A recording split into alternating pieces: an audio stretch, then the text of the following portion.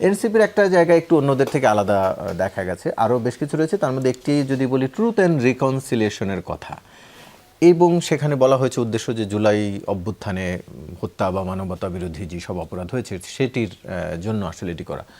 একটু যদি এখানে পরিষ্কার করতেন যে আসলে সেটির আদলটা কি হবে, এখনকার যে ট্রাইব্যুনাল আছে সেটি কি থাকবে না তখন, বা এখন কি বিচার হচ্ছে না, তাহলে আলাদা ট্রুথ অ্যান্ড রিকনসিলিয়েশনের প্রয়োজনীয়তাটাই বা কেন? আপনাকে ধন্যবাদ। আমার সহলোচকবৃন্দ এবং যারা দেখছেন সবাইকে শুভেচ্ছা জানাচ্ছি। প্রথমত ট্রুথ অ্যান্ড রিকনসিলিয়েশন কমিশন এটা কিন্তু আসলে কোনো বিচারিক পদ্ধতি নয়। এটা হলো সমাজে আমরা যখন বসবাস করি তখন সামাজিক একটা হারমোনি বিরাজ করে। এখানে শত্রু মিত্র বিভিন্ন দল মত পথ বিভিন্ন ভাষা এবং বৈচিত্র্যময় বিভিন্ন জনগোষ্ঠীর মানুষ একটি সমাজে বসবাস করে। কিন্তু যখনই আপনার বিভিন্ন প্রেক্ষাপটে বিভিন্ন দেশে এই হারমোনিটা বিনষ্ট হয়ে যায় এবং সেখানে ভাতৃঘাতী সংঘাত হয়, যে সংঘাতের কারণে পরবর্তীতে সামাজিকভাবে এই বৈচিত্র্যময় জনগোষ্ঠী একই সাথে বসবাস করতে গিয়ে অনেকগুলো চ্যালেঞ্জের মুখোমুখি হয়।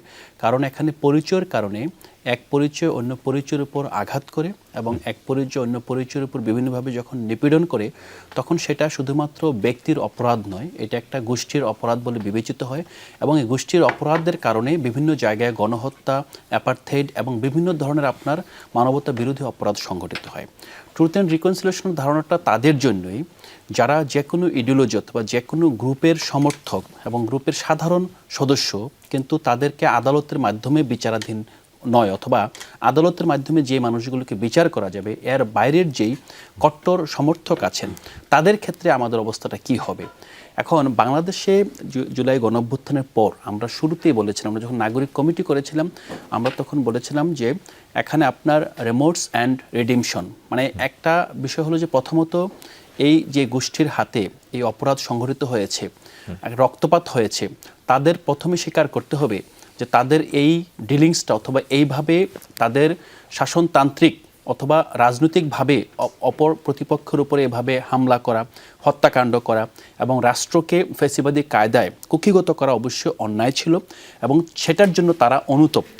অনুতাপের পর কিন্তু আসে সে জনগোষ্ঠীর সাথে আপনি কিভাবে ডিল করবেন। আমি যদি একটা ছোট্ট বিষয় বলি, আমরা কঙ্গোতে দেখেছি, রোয়ান্ডাতে দেখেছি, সাউথ আফ্রিকাতে দেখেছি, সেখানে কিন্তু আপনার যারা অপরাধ করেছে সাউথ আফ্রিকাতে যেমন হয়েছে তাদের কিন্তু যেমন যারা বিদেশে পালিয়ে গিয়েছিল অপরাধ করে, সাউথ আফ্রিকার ক্ষেত্রে যেটা হয়েছে অস্ট্রেলিয়াতে, ইউকেতে, আরও বিভিন্ন উন্নত দেশে পালিয়ে গিয়েছিল, উল্লেখ করেছেন। হ্যাঁ, এখন সেক্ষেত্রে কি হয়েছে, পরিবারের একটা দায়িত্ব দেওয়া হয়েছে যে তুমি এই পরিবারের একজন সদস্যকে খুন করেছো, এখন এটা তোমার দায়িত্ব যে দুই পরিবার এখন একসাথে চলতে হবে, তুমি পরিবারের দায়িত্ব নিতে হবে।